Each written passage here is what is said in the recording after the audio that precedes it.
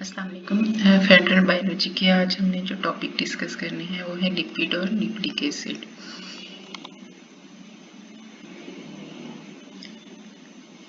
Lipids जैसे कि आप लोगों को पता है कि फैट्स, ऑयल हों, वैक्सीज हों या स्टेरॉइड्स, ये सारे लिपिड कैटेगरी से बिलोंग करते हैं। लिपिड जो है क्योंकि इसकी डाइवर्स इंग्रेडिएंट होते हैं इसलिए इसको heterogeneous group of organic compounds भी कहते हैं। वाटर में ये इंसॉल्युबल होता है और ऑर्गेनिक सॉल्वेंट्स जैसे कि एसीटोन, अल्कोहल और ईथर उसमें ये सॉल्युबल होता है। लिपिड्स जो हैं इसमें भी कार्बन, हाइड्रोजन और ऑक्सीजन जैसे कि कार्बोहाइड्रेट्स में होते हैं, ये एटम प्रेजेंट होते हैं, लेकिन इसमें जो कार्बन और हाइड्रोजन की रेशियो होती है ये ज़्यादा होती है एज कम्पेयर टू कार्बोहाइड्रेट। जैसे कि ट्राइस्टीरीन, इसमें ये एक सिंपल लिपिड है। सिंपल लिपिड हम किसको कहते हैं जिसमें जो अल्कोहल और फैटी एसिड्स होते हैं। तो इसका फॉर्मूला C55H110 और O6। इसमें आप देखें तो कार्बन और हाइड्रोजन की रेशियो क्या होती है, ज़्यादा, और इसी वजह से इसमें जो एनर्जी होती है वो कार्बोहाइड्रेट से डबल स्टोर होती है।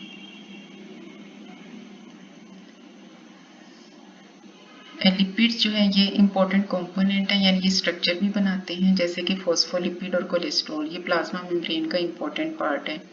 लिपिड जो है ये एनर्जी भी स्टोर करते हैं जैसे कि ट्राइग्लिसराइड है, इसमें एनर्जी स्टोर होती है। हार्मोन्स जो हैं उनमें कुछ ऐसे हार्मोन्स हैं जिनकी नेचर स्टीरॉयड है, जैसे कि टेस्टोस्टेरोन है, एस्ट्रोजन है, प्रोजेस्टेरोन है, तो इनकी नेचर क्या होती है कि ये स्टीरॉयड होते हैं। लिपिड जो हैं ये वाटर प्रूफ लेयर बनाते हैं, इंसुलेशन प्रोवाइड करते हैं, और बायोयेंसी यानी कि ability to float in water और अदर फ्लूइड्स, तो इस वजह से ये प्रोटेक्शन का फंक्शन भी परफॉर्म करते हैं। और कुछ कॉमन लिपिड्स की एग्जांपल दी गई हैं, acylglycerol, waxes, phospholipid, terpenes, prostaglandins and steroids. तो इसमें फेडरल की बुक में जो एडिशनल दिया गया है वो प्रोस्टाग्लैंडिन दिया गया है, तो इसको आगे हम डिस्कस करेंगे। एसाइलग्लिसरॉल, जो लिविंग ऑर्गेनिज्म में अबंडेंट लिपिड है वो एसाइलग्लिसरॉल है। केमिकली एसाइलग्लिसरॉल को हम कैसे डिफाइन कर सकते हैं, these are esters of glycerol and fatty acids. और एस्टर किस तरह से बनता है, एसिड और अल्कोहल उसकी एस्टेरिफिकेशन से एस्टर बनता है और इसमें से वाटर मॉलिक्यूल रिलीज होता है। जैसे कि यहाँ पर एग्जांपल दी गई है, ये एक अल्कोहल है मेंथोल, ये हाइड्रोक्सल ग्रुप है। इथेनोइक एसिड है, इथेनोइक एसिड में ये कार्बोक्सिलिक ग्रुप है। कार्बोक्सिलिक ग्रुप से हमेशा हाइड्रोक्सल ग्रुप और हाइड्रोजन जो है ये अल्कोहल से रिलीज होता है वाटर मॉलिक्यूल की फॉर्म में, और ये दोनों मॉलिक्यूल जब एक दूसरे के साथ अटैच होते हैं, कंडेंस होते हैं, तो फिर एक एस्टर बनता है, और ये पूरा प्रोसेस क्या कहलाता है, एस्टेरिफिकेशन।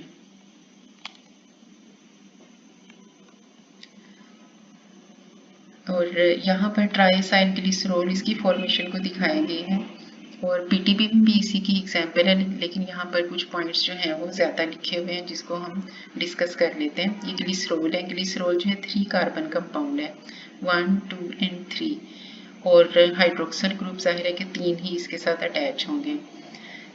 अगर इसमें किसी भी ग्लिसरॉल के साथ कार्बन नंबर 1 के साथ एक फैटी एसिड आकर अटैच हो जाता है तो फिर इसे कहते हैं मोनो एसाइल ग्लिसरॉल। और अगर कार्बन नंबर 1 और कार्बन नंबर 2 यानी कि 2 फैटी एसिड्स अटैच हो जाएंगे तो इसे क्या कहेंगे, डाइएसाइल ग्लिसरॉल।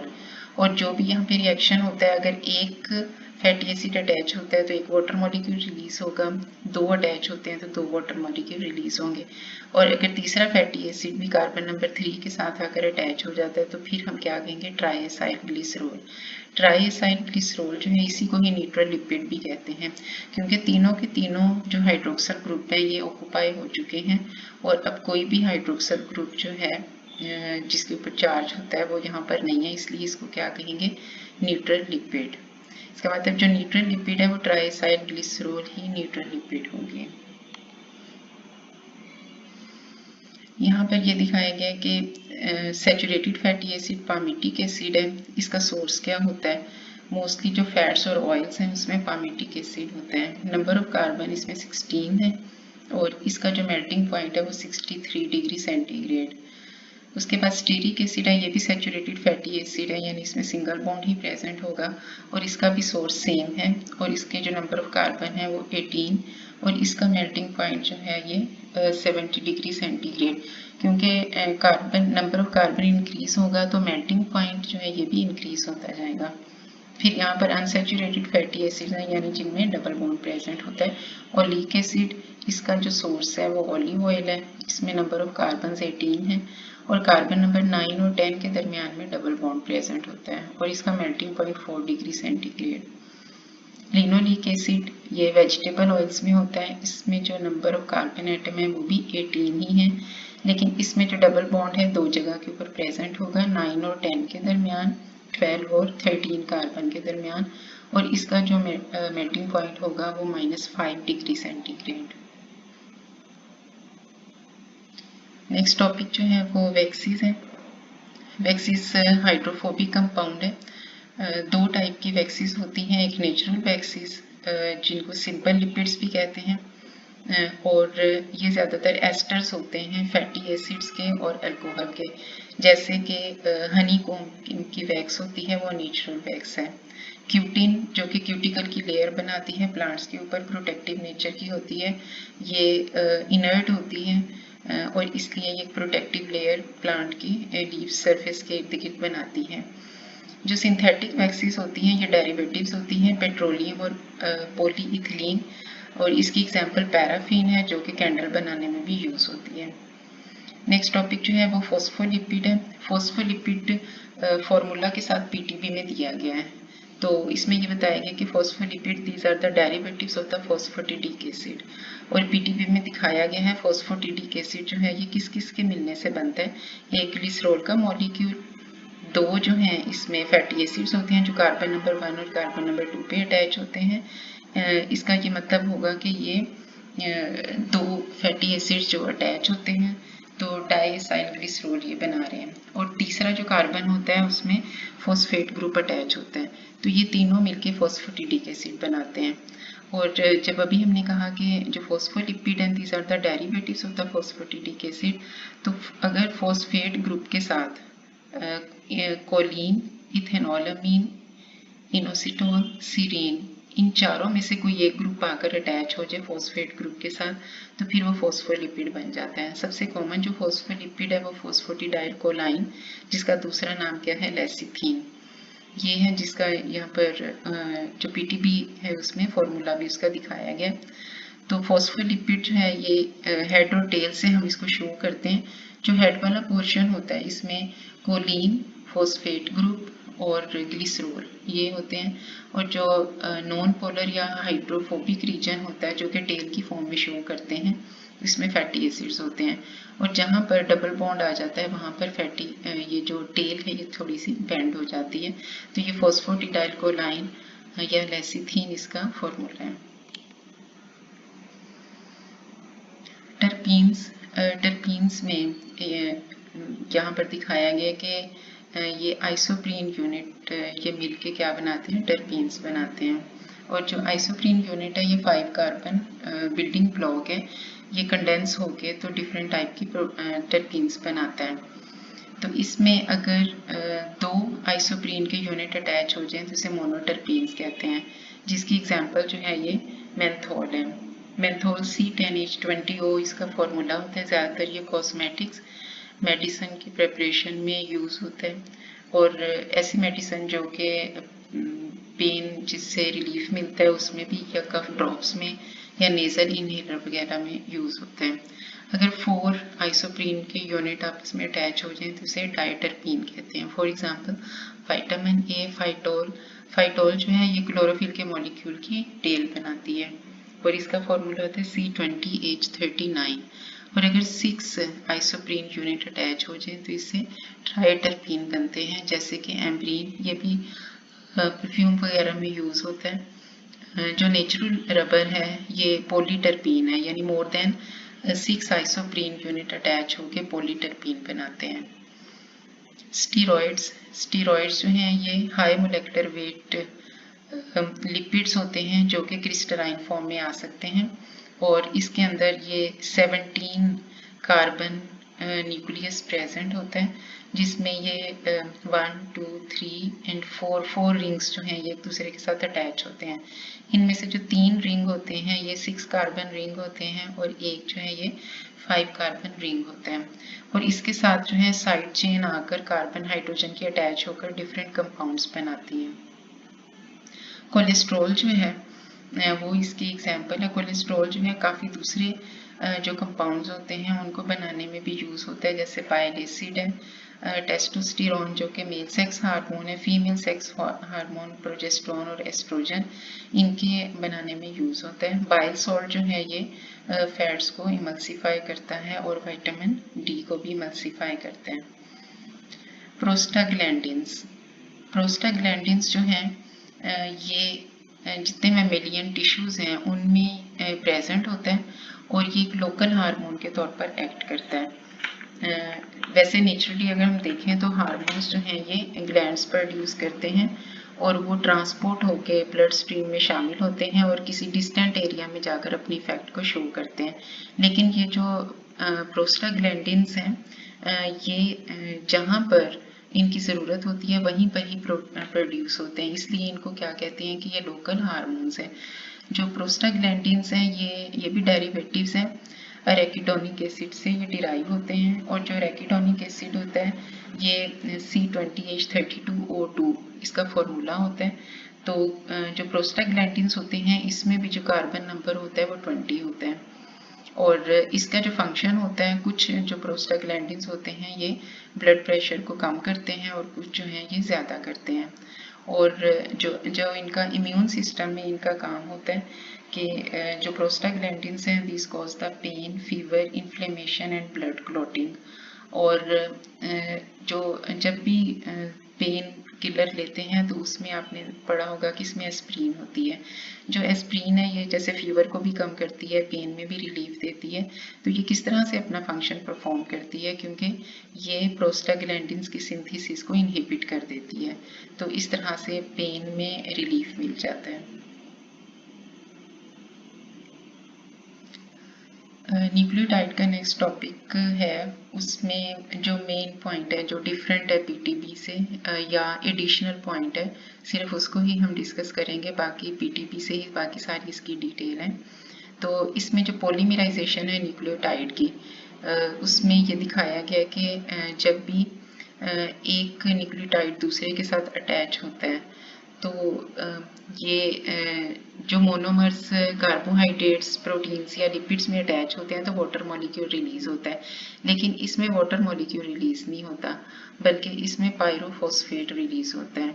और ये पायरोफॉस्फेट टू फॉस्फेट ग्रुप्स जो हैं ये एक दूसरे के साथ अटैच होते हैं, इनको क्या कहते हैं पायरोफॉस्फेट।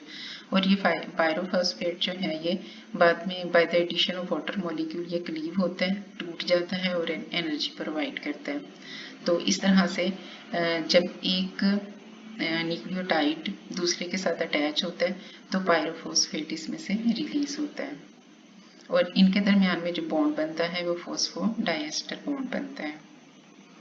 और फॉस्फोडाइएस्टर बॉन्ड जो बनता है इसमें जो कार्बन नंबर 5 और कार्बन नंबर 3 यानी कि जो पीछे वाला न्यूक्लिक एसिड होगा उसका कार्बन नंबर 5 और उसके फ्रंट वाला कार्बन नंबर 3 उसके दरमियान में जो है फॉस्फोडाइएस्टर बॉन्ड बनता है।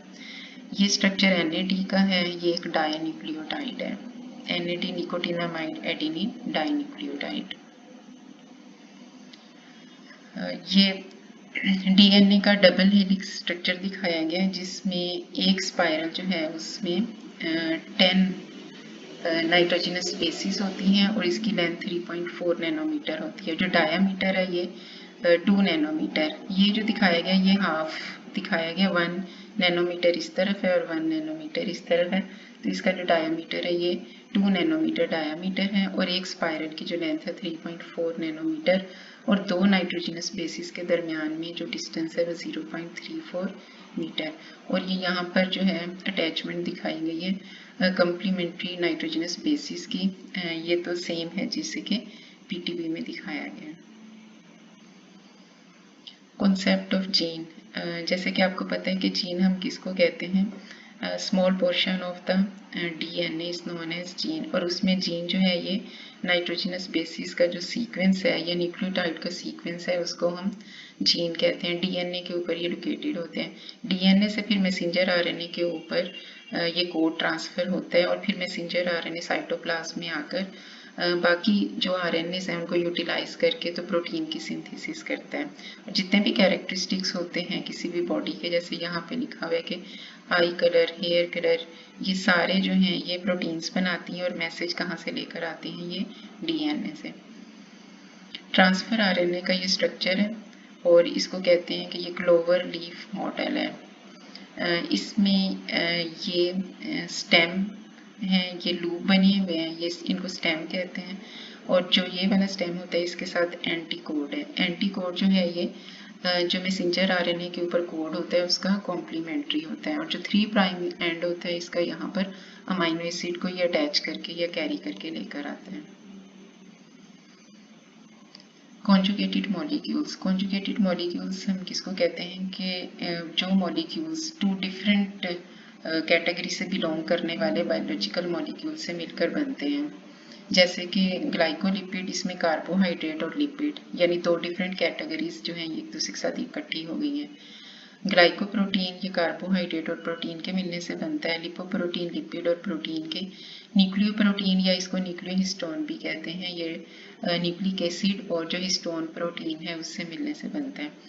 जो ग्लाइकोलिपिड्स हैं, ग्लाइकोलिपिड्स ब्रेन का जो वाइट मैटर होता है, माइलिन शीथ है जो कि नर्व फाइबर के ऊपर होती है, और क्लोरोप्लास्ट की जो मेम्ब्रेन है उसमें प्रेजेंट होता है। जो ग्लाइकोप्रोटीन्स हैं ये जो हमारी बॉडी में ज़्यादा सिक्रीशंस होती हैं वो इसी कैटेगरी से बिलोंग करती हैं।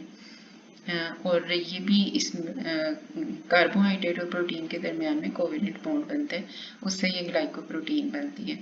जो ब्लड ग्रुप्स एंटीजन होती हैं उनके ऊपर भी ग्लाइकोप्रोटीन होता है, और इसकी कि किस तरह से ब्लड ग्रुप बनाने को ये कंट्रोल करता है, ये पार्ट 2 की जो बुक है, सेकेंड ईयर की जो बुक है उसमें चैप्टर नंबर 22 में भी इसकी डिटेल दी गई है। लिपोप्रोटीन जो है लिपिड और प्रोटीन के मिलने से बनता है, और ये जिस तरह से फॉस्फोलिपिड है ये प्रोटीन के साथ कंबाइन करती है। प्लाज्मा मेम्ब्रेन का इम्पोर्टेंट पार्ट है। मिल्क में भी होती है, ब्लड में, न्यूक्लियस के अंदर एग की जो योग है उसमें, और क्लोरोप्लास्ट जो है प्लांट का उसमें होता है। न्यूक्लियोप्रोटीन है जिसको न्यूक्लियोहिस्टोन भी कहते हैं, ये डीएनए और जो हिस्टोन प्रोटीन है उसके मिलने से बनते हैं।